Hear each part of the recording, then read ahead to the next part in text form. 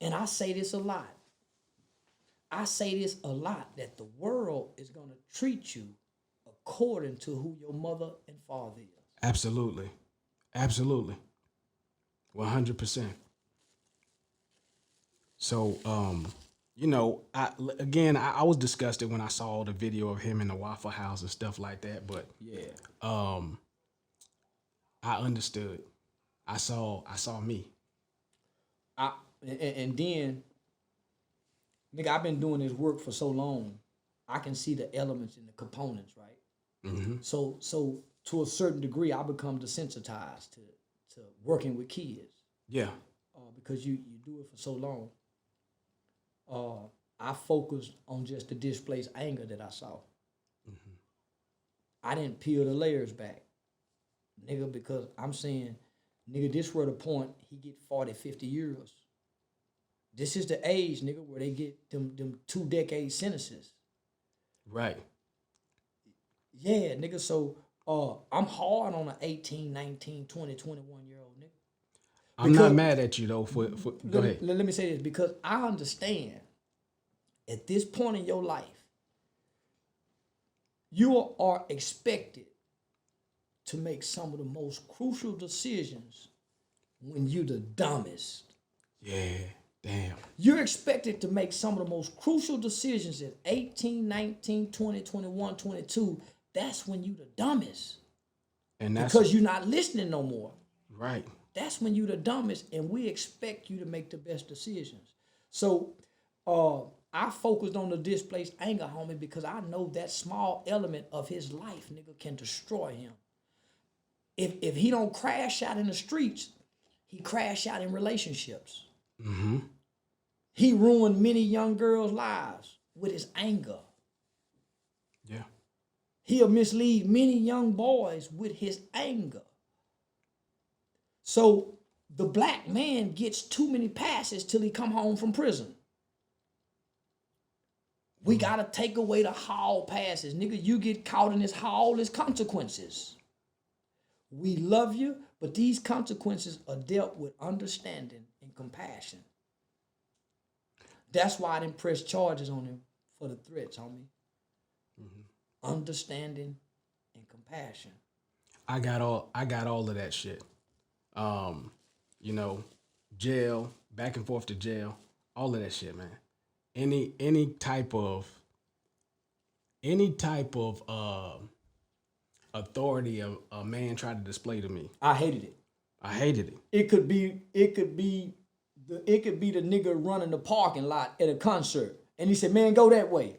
Who the fuck you talking to? Say, man. Yeah. The janitor at school. Hey, can you pick that up? You pick it up. It's your job. Right. Yeah. Mopping ass nigga. Yeah, I hated male authority figures, homie. Right. I despised them. Yeah. White, black, Mexican, just male authority figure. Because there was a part of me that desired to have one. Right. Absolutely. And so since I couldn't have it, I hated it. Right. So let's segue into why we talking about this, right? Mm-hmm. Candace Owens. Mob, I love her. Okay. I love her. Now, the reason I segued into Candace Owens is because I think she's the female, that's the female version. You see what I'm saying? I believe that she probably suffered a lot of the same traumas that I did in the black community. Not being accepted, speaking well, being bullied, Now, don't get me wrong, it doesn't weigh as much on females as it does on black males. On black males, but yeah. I have seen well-spoken girls get beat up. I have seen girls with the quote-unquote pretty hair get they face cut and their hair cut. Yeah, I've seen pretty girls. I've seen girls. Whole concept is just to mess her face up. Right, that's right. But yeah, taking a blade across your face, acid in your face. Yeah. The thing about Candace Owens that I don't like is that I feel like she's still carrying her hurt, and she doesn't understand that some of us been put in a position, right? We talked about purpose earlier, right? Yeah. Some of us have different senses. We have different eyes.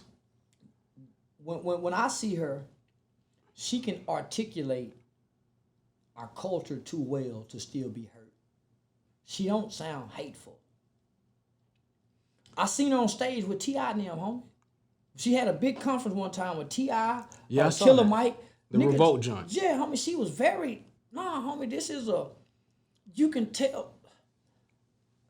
I don't get a black woman that's hurt. Because her assessment is too on point. Hurt don't allow you to logically explain your position. She can logically and articulate. Homie, I tell people, nigga, I studied us because I'm us. Right. And for a long time, nigga, it's a lot of people say, I'm hateful, I'm hurt. Nigga, I ain't heard about nothing. I've heard that. As you hear, nigga, I ain't never been abused. I ain't never been molested. I ain't never been picked on. I ain't never been bullied. I've been the top of every class. From the juvenile system to even now. Homie, I've been an elite nigga. I ain't never been, everywhere I've been, homie, I've been either the bully or the top dog. So, what hurt is, homie, having to say this shit.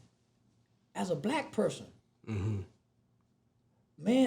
you don't know the position that your heart have to be in to be a Charleston White, a Candace Owens, or a Kanye West. Homie, y'all don't know what we gotta work on to not be hateful. For y'all to sit back and say, we hurt. Well, what's hurting y'all?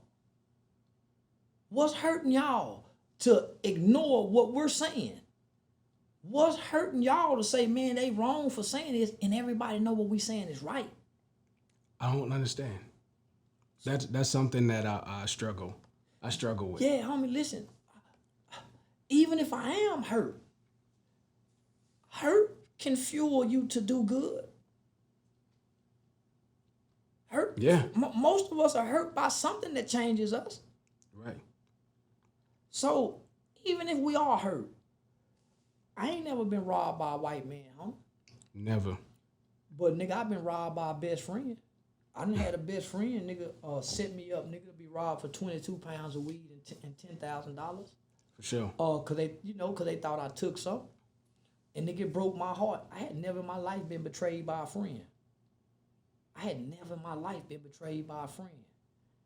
Nah, homie, that's how I left the streets. But I remember, before getting robbed, I was riding home one night, nigga, talking to God. And I wanted out of the streets. And I asked God, man, God, let me get out on my own accord. Don't you do nothing to force me to get out. Let me get out on my own, God. Let's take a break. We're going to take a little break. We'll be right back with Hey.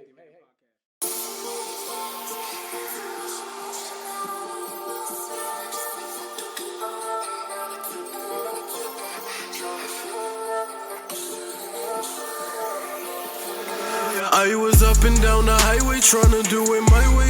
To put a circle in the square, I tried to move it sideways. I do not wanna do it my way, time to do it your way. I do not wanna do it my way, time to do it your way.